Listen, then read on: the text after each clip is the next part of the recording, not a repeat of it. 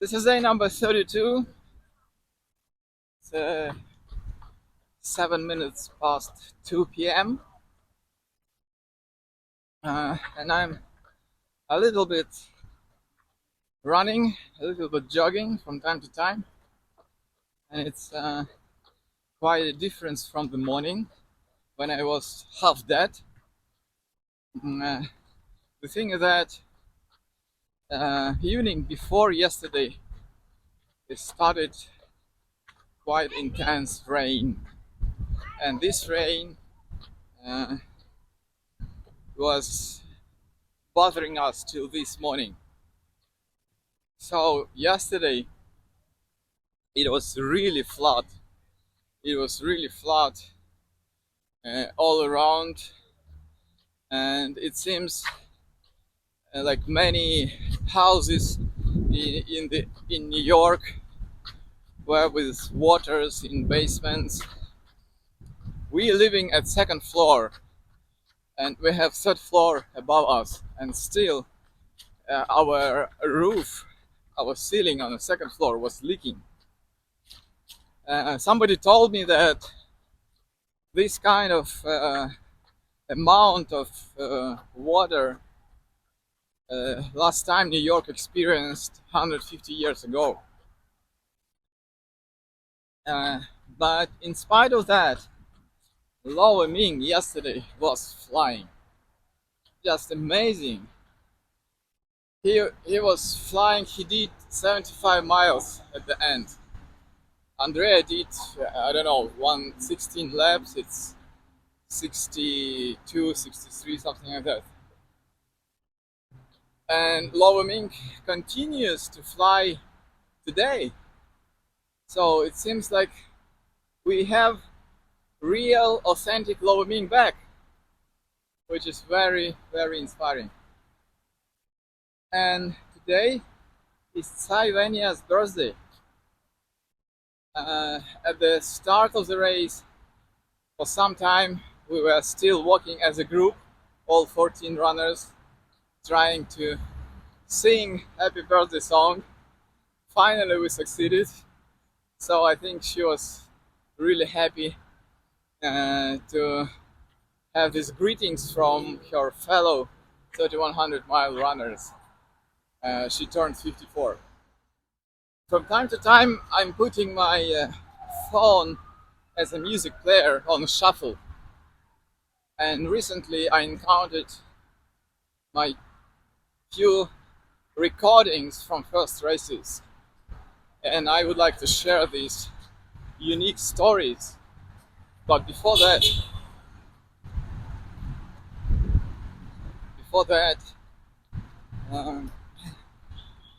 we know that in one incarnation, Guru was directing Vimana, flying machine, in the times of Mahabharata.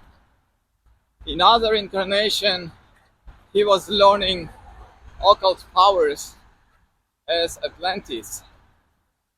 So you can say the history of the world and the technological history of the world was and is an open book to him. And still, knowing all that, like history for thousands of years of humanity, his main teaching was to go beyond mind, dive into your spiritual heart. I think speaks for itself. And now the stories. So 2004, my first race, and first race for Arpan as well. He is very competitive guy till now. So he was counting his miles, looking who is behind, who is ahead of him, like you can say normal thing in sport. Not everybody doing that, but anyway. But for him, as for me, it was quite shocking race for the body, first race. So he had all possible injuries. One shin splint on one leg, another shin splint on another leg, and it's a lot of pain.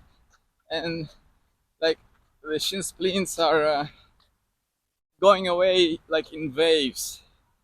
You feel a little better, you run, then pain comes back, you cry, and like that.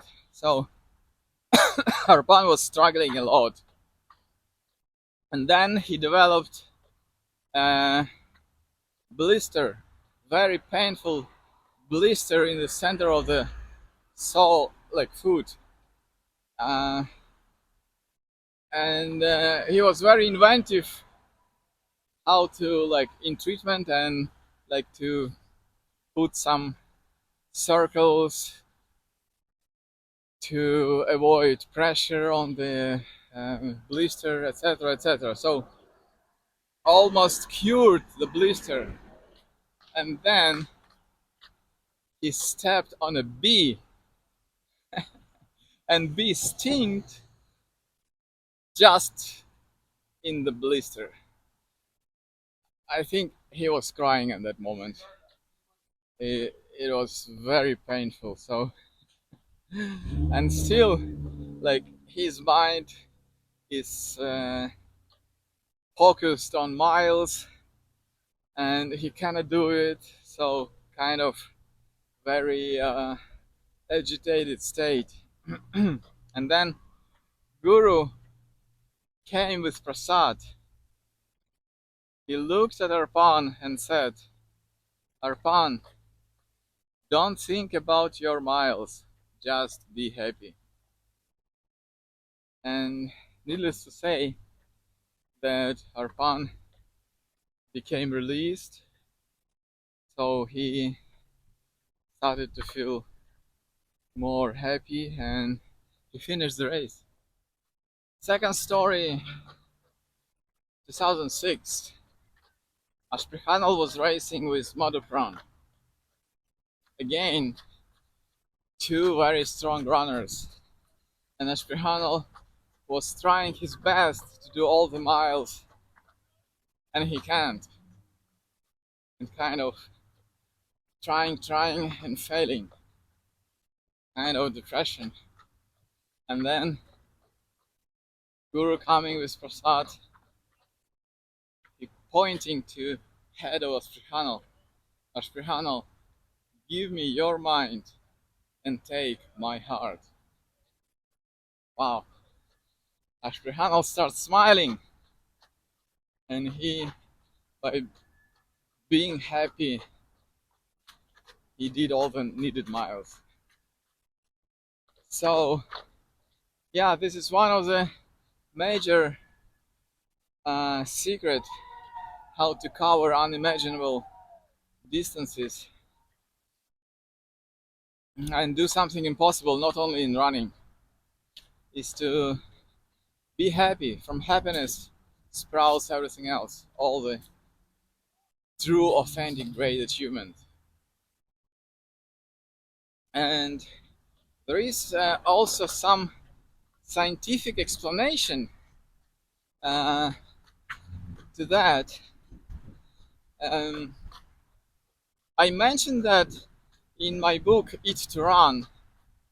The thing is that in ultra running we are trying to stay alkaline, to maintain alkaline balance. Whenever this balance is shifted towards acidity, we are tired, we want to sleep, like our performance really decreasing. So one of the easiest way to work with this alkaline balance is to through food. And there is a well-known grade of products by alkaline and acid gradation. So for instance, all sugar and wheat products, they are very much acid. And the king of alkaline products is lemon. It's also well known. So lemon produces very strong alkaline reaction in the body. And now scientists, they proved that our positive emotions, strong positive emotions, produces alkaline alkalinity even more than lemon. So yeah, when we encourage others, that makes us happy as well. When we uh, performing self-transcendence, that's a sure thing to become more happier person. And of course, good humor also contributes to that as well. So this is the general direction. Now the joke of the day. Customer in the restaurant. Excuse me, I made an order to your waiter. I think his name is Brian. Is he still working in your restaurant?